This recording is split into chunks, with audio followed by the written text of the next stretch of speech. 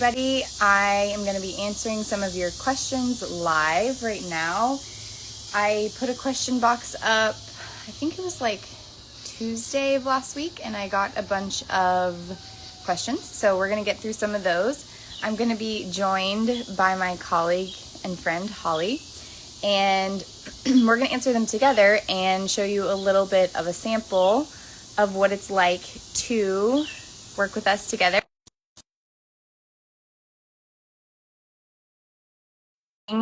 next week, which is our summer group coaching program. So thanks everyone for being here. If you don't mind just joining the chat by hi Hollie, Hi. by putting an emoji or giving the heart, because that helps Instagram tell people that you're excited to be here. So I was just telling everyone to comment or to put a little heart emoji so that more people join the live.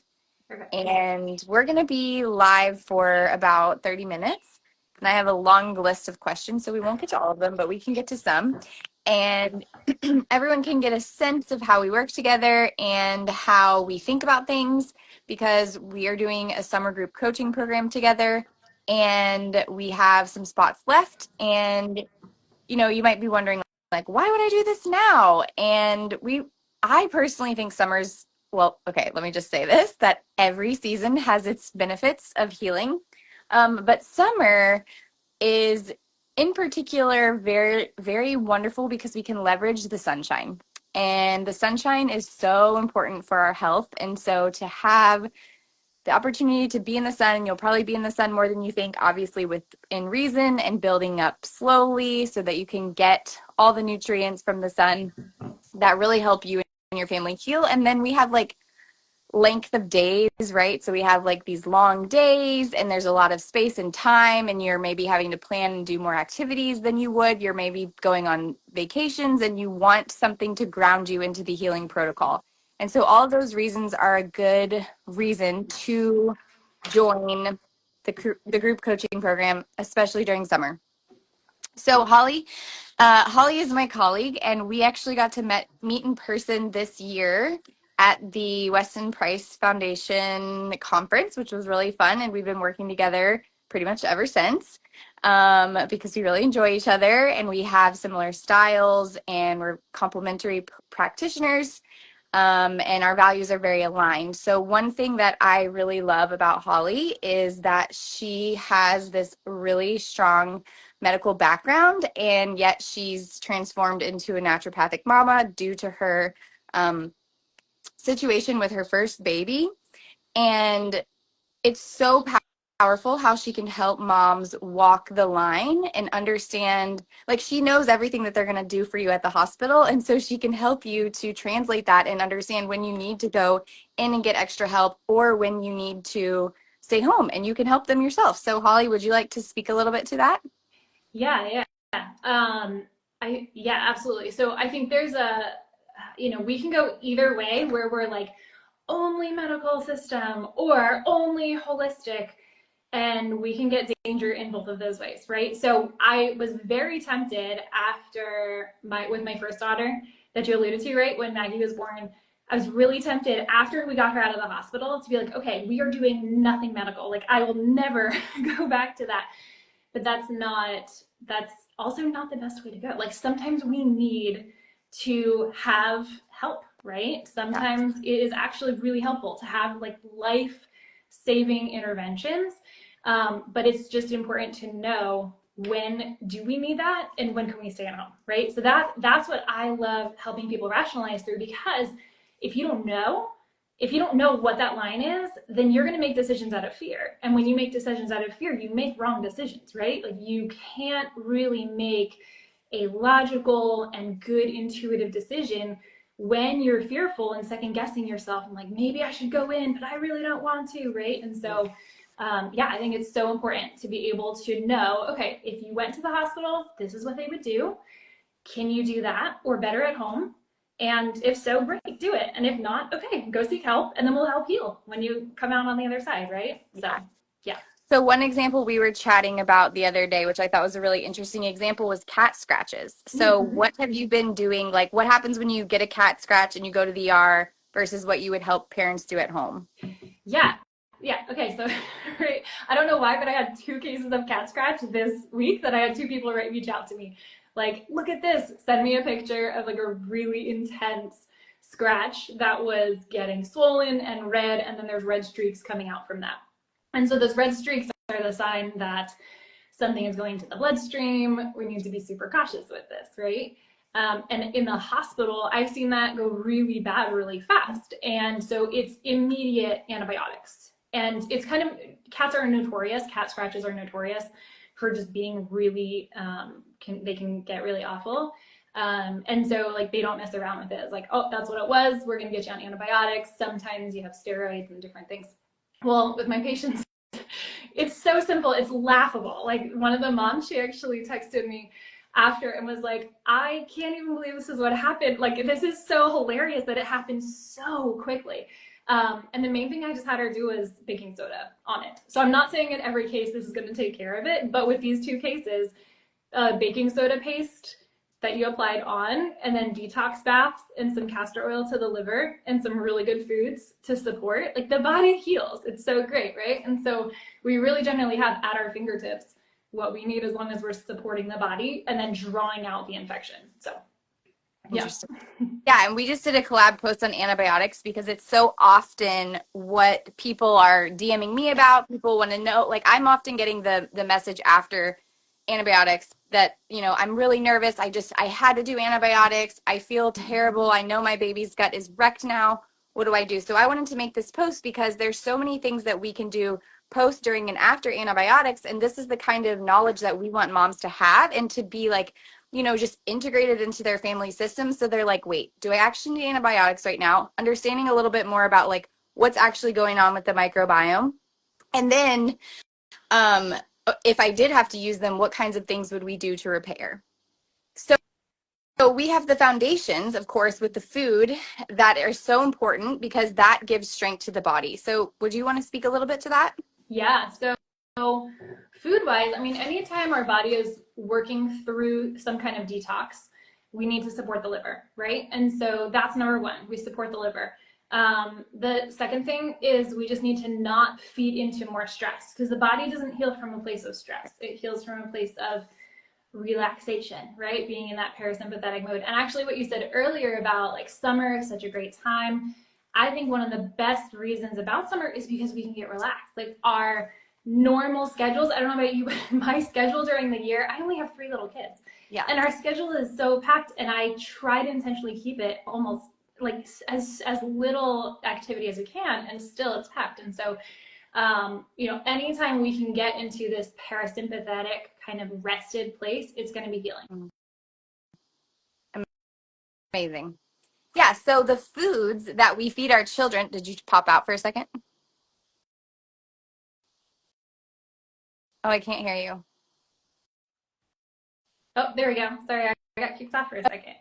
I Oh didn't yeah, hear what you said. you had just ended that like anytime we can get into a parasympathetic state, it's going to be healing. And then I was bridging into, so the foods that we feed and emphasize on a healing protocol are nourishing to the nervous system. Exactly. So things like fats, and that's the foundation. So anytime there was a stressful event, antibiotics were used, we would want to focus on nourishing the nervous system, rested states, foods that really feed the nervous system and support the liver. And then we would also want to support the microbiome. So we are always going for food first with our protocols, and we want to help children's microbiomes rebuild. So what's your opinion on like this idea of like, because I kind of waffle back and forth about this, you know, I feel my body is different since I've had, you know, since I had the C-section and I had that big round of antibiotics and I had that, all those drugs, which made, you know, them be able to do the C-section.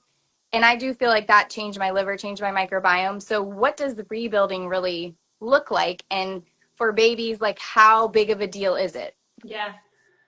So I'm always thinking between like cleansing and building, right? Foods primarily, unless they're stressful foods like fake foods, right? Like Cheetos and things. Like our food is either gonna build or cleanse, and sometimes both. And so the animal foods are the ones that are really building and helping us form more structure and getting more strength so that we actually can do the healing and do the growth and development and all of that we need to do. And then plant foods are going to be more cleansing overall. And so, yeah, so when I'm working with someone, I'm always trying to analyze like cleansing versus building. And I feel this myself also sometimes where I'm like, I just need more cleansing right now versus building, right? I feel like I'm gravitating toward more of the plants or more like raw things or more sauerkraut or like something like that that's going to help more with cleansing versus like a stew and a soup and a meat and a liver and all of that stuff that's going to help with building. I think it's important too to focus on what your body is asking for at that point, because we need to build. Like we have to build before we can heal, right? And a lot of times, I mean, I don't know, I'm sure you get this question too. I have a lot of people asking me about like parasites and heavy metals and things like that that need cleansing. Yeah. And absolutely the body we need to cleanse, but we need to do it from a place of strength versus a place of weakness and then trying to cleanse. How do you Yeah, handle exactly. that? I basically explain it like the entire like building is cleansing. So until we build, we can't cleanse. And Mm-hmm. until the body's strong enough, it won't let go of the things that it doesn't need to let go of. So rather than thinking about attacking what's bad, we're up leveling the entire ecosystem of the body so that the body can get rid of what it needs to get rid of. And we're just constantly attuning to that. And I love that you brought that up, that like you're working with clients and helping them tune. I'm working with clients and helping them tune. And we're doing that constantly in our own families. And so that's going to be a big part of what this group is about. And when you're new in the portal of healing, or you have this, like your baby's the canary in the coal mine, and suddenly you have to deal with things that have maybe been going on in your life for a while, but easier to ignore, or it just like was a crazy birth that, created all these symptoms, you don't necessarily have the confidence to learn to listen to your body. And so that's a big thing that you and I both offer, because we're going to be able to soundboard these things that moms are going through and really be able to pull out like, oh, you actually are just craving more cleansing foods right now. So let's go for that. Like, let's increase those cleansing foods and see how it goes. So moms are working with their children or with themselves and having these feedback loops. And the point of having us there is like, we're that net to really catch them and to help them see like, actually, you're doing a great job. I know you feel like this is really scary and hard right now, but like you're right on it. And let's like tweak this little thing right here so that you can really feel that breath of like, I am getting the results that I'm seeking. Yeah, oh, absolutely. And sometimes it can be really hard when you're the mom. I have people I talk to about my kids, right? Because it can be hard sometimes to know, like, okay, so is this symptom that is now showing up, is this actually a healing symptom? Is this a detox symptom, or is this too stressful on their body, right? It's so important to have someone that you can go to and help them interpret your kids' symptoms, because as we're going through healing and as they're growing and as they're developing, they're going to have so many things that are happening and like popping up that that you have to learn to know, is this right, is this not right, especially if it's, I mean, regardless if you have one child or 10 children, you're still learning this specific child and trying to understand what their body is doing. So yeah, I think I love doing that with parents, right? I know you do too, Kate. It's just like helping not get scared, like, oh, they have a rash right now. Oh, don't pull back from everything, right? If it's not too stressful on them, fantastic. Keep doing what you're doing, because that's a sign that the body is healing, right? Okay, and Jenna's asking right now, how do you know when your baby's symptom is healing versus detox? This is like FAQ. We get this all the time. And it's basically what we're saying right now. Like, there's no set of things exactly that say it's healing versus detox, but there are a lot of clues. So, for example, if you've just reintroduced a new probiotic brine or probiotic food, and there's a reaction from it, typically we would say that's a die-off reaction, but it could be really in the category of detox or healing. So what do you have to say about that, Holly? Yeah, I always just go based on, is your child stressed or not? Is your child's body winning, or is it becoming overwhelmed? Right. And if your child's body is winning, even if they're having a symptom, if they are strong, my main things I always talk about: poop, mood, sleep, and skin. Yep. So those are like the big things that I look at. Okay, so maybe they have a big old rash, but how are they sleeping right now?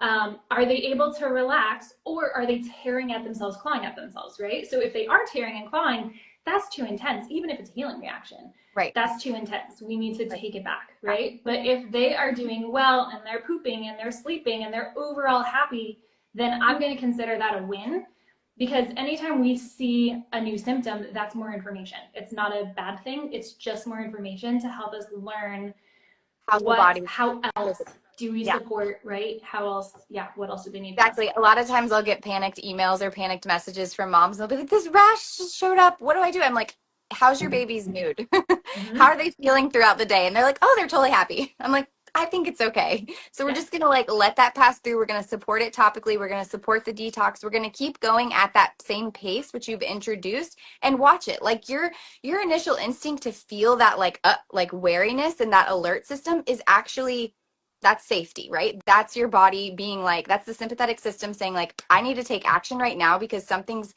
different with my child, which is a good thing. That's a good initial reaction. But we just oftentimes need a little bit of space and time and more knowledge information, which helps us integrate what that rash is actually telling us. And that's the beauty of like studying the body through healing. And that's what, like, I have chills because I just love this journey that my children have taken me on. I was interested in natural healing before, but now that my children are just like so clear, they express symptoms, they get sick, they get better, and I get to watch their bodies do that and watch how the foods and the natural remedies assist them, and it's just like amazing. And most of the time they thrive, right? And that's what we all want. We want the most of the time they're thriving. Occasionally they get sick and they get over it. And so when our children are stuck in these chronic symptom places, that's where the bottom ground foundational supports are so important. And that's what we're going to leverage together this summer when we are in that, beautiful summertime parasympathetic, restful, playful state that the summer offers us. So that's what we're going for in the group coaching cohort, which starts next week actually, and it goes through August, but we have a couple weeks off, so we're not going to meet 4th of July, and we have a week off in August that we're not going to meet. This week's session is going to be mostly around like setting your aim and grounding into the process, really like making an intention for the season. And then all the other sessions will have like a short lesson that is relevant to what kind of information we receive from the clients, and mostly hot seat coaching. So we're going to be able to answer your questions, and you're going to be able to hear through our answers and through what other moms are asking different, angles, or that question you might not have known to ask but wanted to. It's like things really click into place with the group coaching model. So I'm very excited about it, and I'm very honored to have Hollie with us because she has so much clinical experience and knowledge. And just like you think that you're at the roadblock, well, Hollie and we've got an answer for you. Even if it's just like listening more, right? Like it can be as simple as like just your orientation to the symptom, which changes the entire healing experience for the whole family. Yeah. Oh, yeah, absolutely. There's so much that we can do as moms Yeah. to Yeah. change the trajectory of an illness, right? Yeah. Oh man, it's so beautiful. Even if you just that encouragement and the reminder to just sit back and just watch and hug your kid and get skin to skin and let them hear, like get yourself breathing so that your heart's not going crazy, and then let them hear your breath and start changing that trajectory. Yeah, it's amazing what we can do. One of the things that I do with my breastfeeding babies when I'm nursing them to sleep, and I'm like I'm transitioning them to like be sleeping on their own. Obviously, they're a little bit older when they do that because beginning they're just on me napping all the time. But when I'm transitioning them off at night, I will like release the back of my throat, and I'll release the back of my jaw, and I'll open my jaw. I'll like open and relax my own tongue so that they will do that with their mouths too. So it's just a little example of the mirroring that can happen between mother and child. And so I do that because I want them to unlatch. They've already nursed. They're just still hanging on, and I'm like, let's transition to the sleep. And so I don't have to rip it off. I don't have to do anything. I just relax my own jaw. I play with my own tongue, and my baby releases. And so when we're working on healing a symptom, we can also look to ourselves and what nervous system position, what posture are we holding towards life and the healing journey that's going to assist our child to the next step, right? And that is something that I find is just so beautiful and reciprocal in that relationship, because I'm then getting the joy of seeing my child release, relax. You know, it's this beautiful feedback loop. So I'm really glad that you reminded me of that. Yeah. And just to go with that, our kids understand when we're confident or when we're not, right? They know, they can sense, they see if we're frantic, even if we're like, I'm going to take care of this holistically, and you're running around looking for your remedy or your food or whatever it is, they can tell when we are coming from a place of feeling frantic and insecure, or if we're coming from a place of feeling really confident.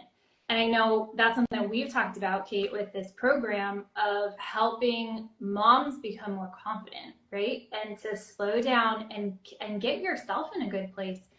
Because if you have not eaten that day, and if you are trying to run out to something and you're, bothered about your kid just getting hurt, like we all have that, right? Because it interrupts things. It's gonna set back their healing level. But if we've actually eaten and we've had I have like 8-10 egg yolks a day in my drink, and that just keeps me in a place of feeling like so prepared for whatever comes, right? And so if we're nourished, not that you have to do all of the egg yolks, but if you are nourished and you're taking care of yourself, and you're, like you're saying, Kate, like you are aware of what you can do to your own body to get yourself in more of a grounded or just a more calm and healing place, it's going to be so powerful for your kid. Yeah, like if you have chronic migraines or you yourself are dealing with constipation and your baby has symptoms, joining the summer group and working on yourself, getting yourself energized, that's naturally going to help your child. And I always emphasize this to mothers.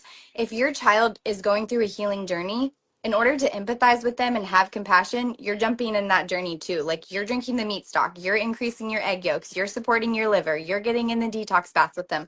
All of that is going to help you to understand what they're going through. And it's going to make you think, like, because when you've experienced die-off through your own body and then your kid eats a fermented food or increases their meat stock and you see their response, you can just be like, oh, that's die-off.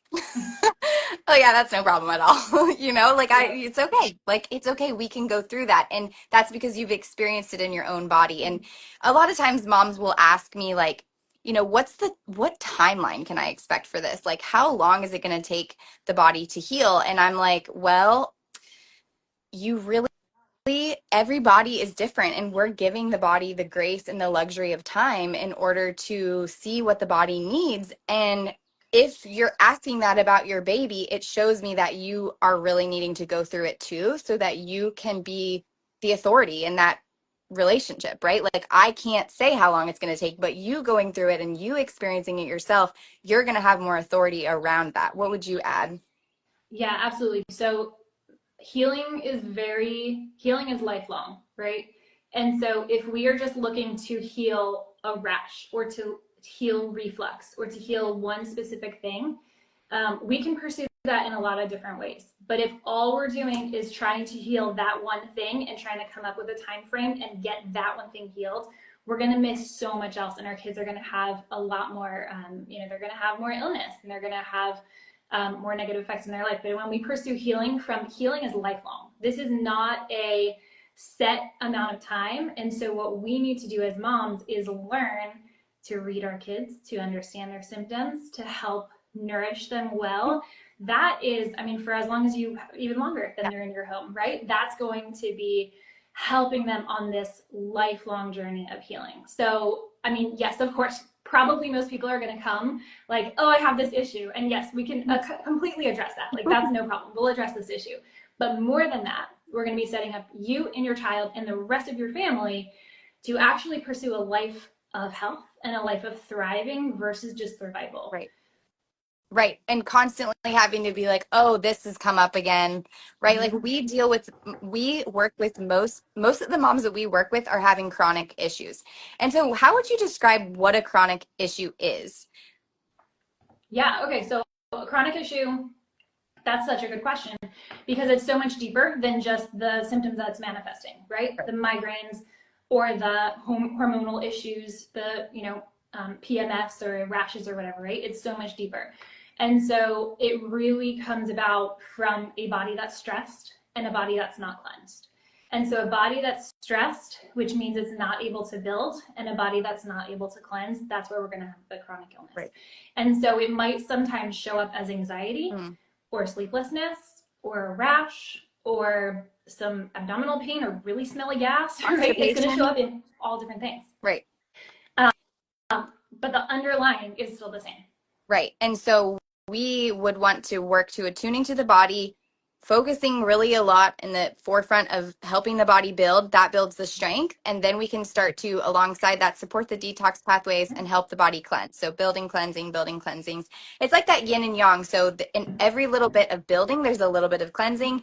And every bit of cleansing, there's a little bit of building, right? That makes sense. You cleanse something, you can rebuild better. You build something, you can let go of something, right? So that is really the rhythm and the pace that we're working with. And we're tying it and rooting it into the seasons. And because there is medicine of the time. There is medicine in the present. There is medicine in the season. And that's what we're going to imbue into the group coaching, which starts next week and lasts through August. And so we have some spots left. And this is really for the moms who are like, you know, either you've started and you don't know what next step to take. You are like stuck with some symptoms. You're always thinking like, wow, I want to DM Kate about this.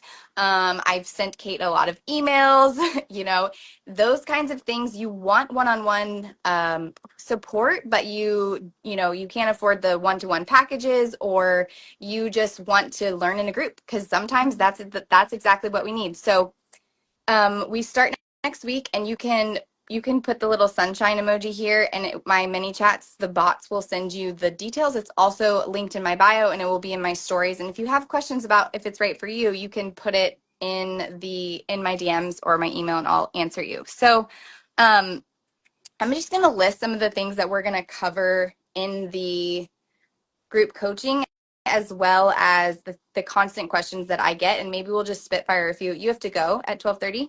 I have a couple minutes. We're okay right now. Yeah. Great. So FPIES to egg, FPIES type reactions. I get that question a lot. We work with children who have FPIES, and we will absolutely help you through FPIES type reactions within the summer group coaching program. And if you want to look at a testimonial specific to eczema, FPIES, food reactivity, colic, gas, all of that, it's on the page. And you can listen to a mom who's worked with both of us and how she's doing now, which is pretty remarkable. Common allergens, food refusal, sleep issues, how do I get my kids to eat more foods, how do I handle eczema flares, how do I help my toddler or my baby gain weight, what do I do in times of flaring? So these are a lot of like repeat questions around symptom expression, symptoms popping up that people want to know what to do. And that's pretty much what we covered on this live, like how we're going to walk you through that, what, you know, how to walk that line between building and cleansing, assessing and attuning to your child and what their needs are. Chronic throwing up, getting babies and children to eat. So that's, yeah, let's talk about getting babies and children to eat, because that seems to be a common one. For a few minutes, we'll talk about that, and then maybe one more before we hop off. Yeah.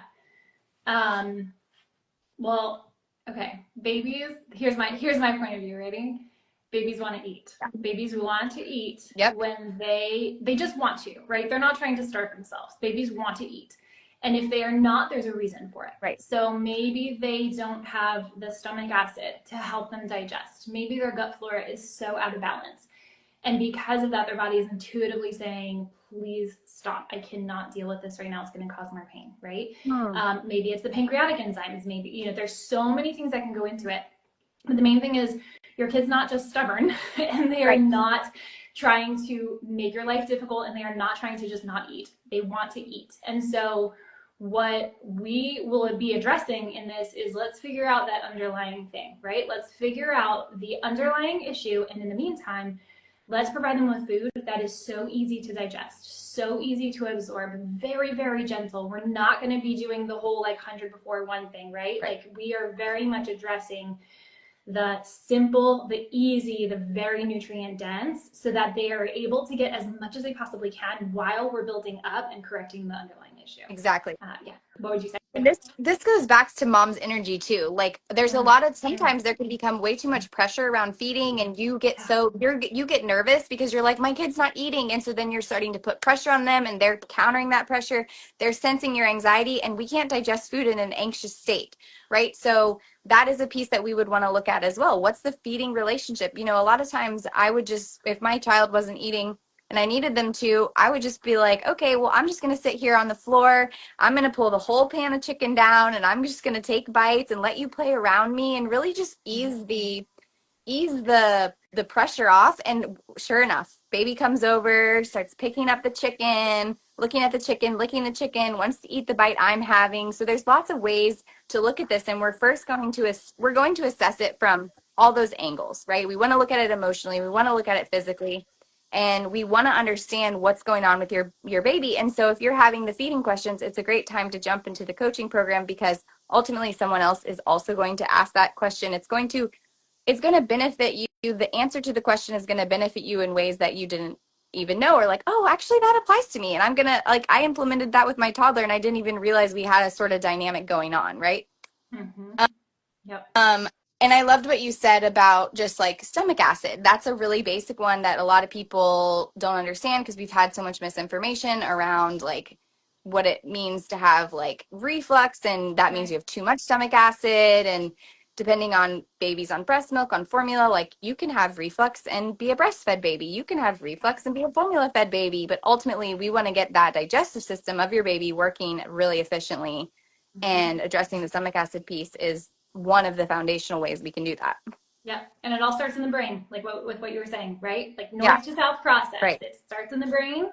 It starts with the calm and the chicken on the floor and getting your hands Yes, messy and touching it and smelling it and putting it by your ears and doing yes. right. There's Wearing it as a so hat. yeah, there's so many strategies. I think Kate, you and I have both personally used all of those Yeah. strategies and have helped other people do it. So yeah, absolutely.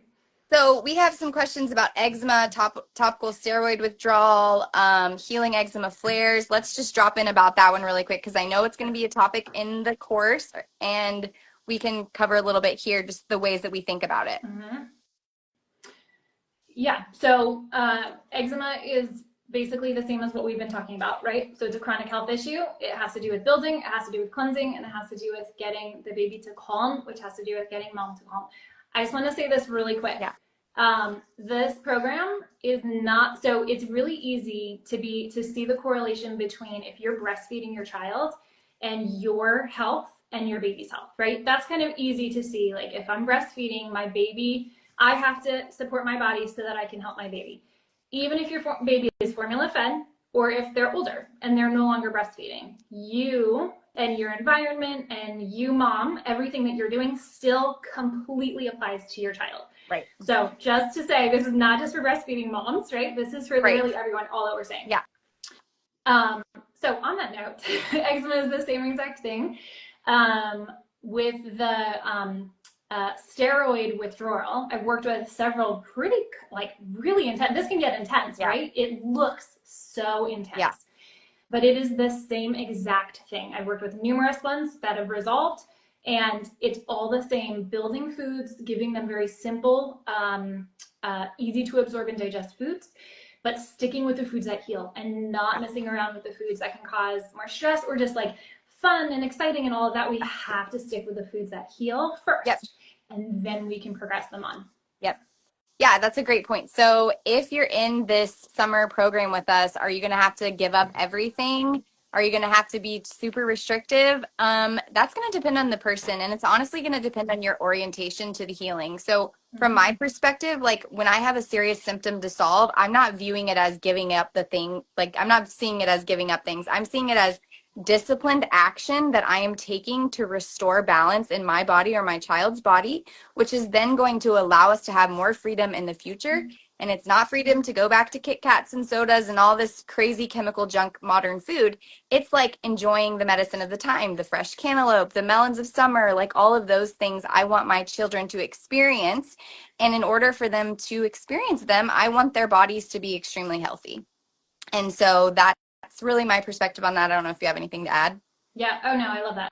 Perfect. Yeah. I mean, it's easy to think of, we don't want to restrict our kids. We don't want to be so strict that they develop, Bell. disordered things, right? I mean, it doesn't happen when we feed our kids really well so that their bodies and minds are well. They are going to gravitate toward good foods that continue to keep them well for their entire lives. So yes, sometimes we restrict, because in everything in life, sometimes we need to restrict to help our kids grow well. And then as they grow and as they're able, then we bring in more in a way that's going to actually be beneficial to them, right? That's our job as parents. Exactly. So I see your sleep. We'll definitely touch on sleep, texture to foods. We can definitely touch on that. Like I said, the container is really going to be shaped by the people who are in it. And that's a really fun way to work, because you're going to be directly telling us what's going on with you, figuring out and finding your aim. And then we're going to be responding directly to that and just imbuing you with the medicine of the season, the medicine of the times. And Holly, if you need to run, that's cool. I'm going to look back at the chat and just make sure there's some, we didn't miss You're anything. good. Um, I have okay, about cool. 2 minutes. I'll All hang right, on. great. So let's see here. My baby just started baby gaps. He doesn't like spoons. Can I use bottles for the liquid, or would a straw cup be better?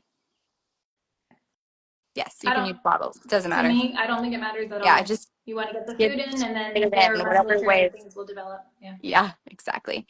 How to give calcium to a 1-year-old that can't have dairy, egg, or coconut? Have been using meat stock, but her gut's still healing. Yeah. So I talk about calcium a lot. I'll take this one.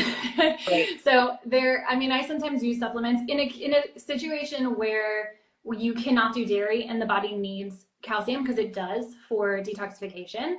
I'll sometimes use supplement. I am food first before supplements in every situation, but sometimes we do that. So calcium lactate is a really nice form that goes well, especially with cod liver oil. It's really helpful. As long as you're getting good mineral rich foods, stocks, meats, that kind of thing, you'll have a low level. But I would say it might take some supplementation for a little while you're still healing. Perfect. How do you move forward with the food if they have a die-off reaction? I gave my son yogurt. He had a rash around his mouth, but he was fine and acting normally. After the bath, his rash went away.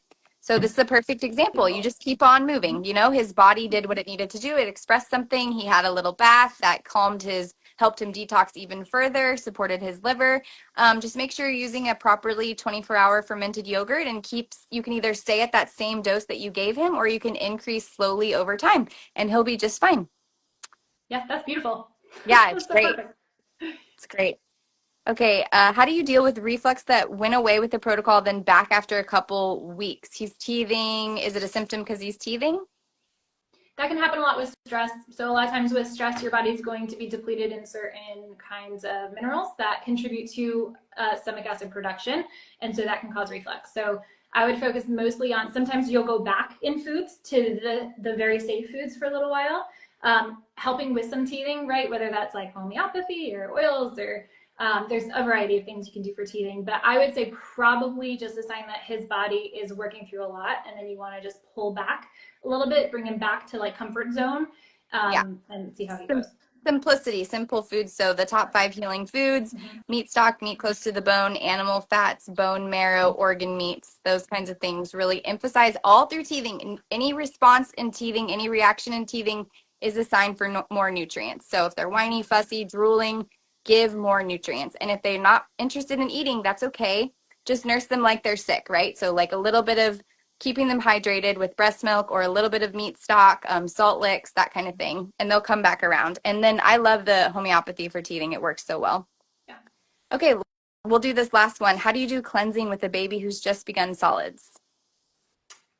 How do you do cleansing? Well, everything is cleansing. So if they need a cleanse, if you're doing building foods, they're going to be cleansing. Their bodies are cleansing. Detox Exactly. baths are beautiful, but they can absolutely, they will be cleansing. So sometimes we need to do more into, like, depending on what's going on, sometimes we need to push a little more, in which case minerals, so salt licks, can be so helpful for that. Sometimes like a fresh juice, like a carrot mixed with some water, sometimes that can be helpful. There's a few things we can do, but in general, just starting out, just the feeding foods.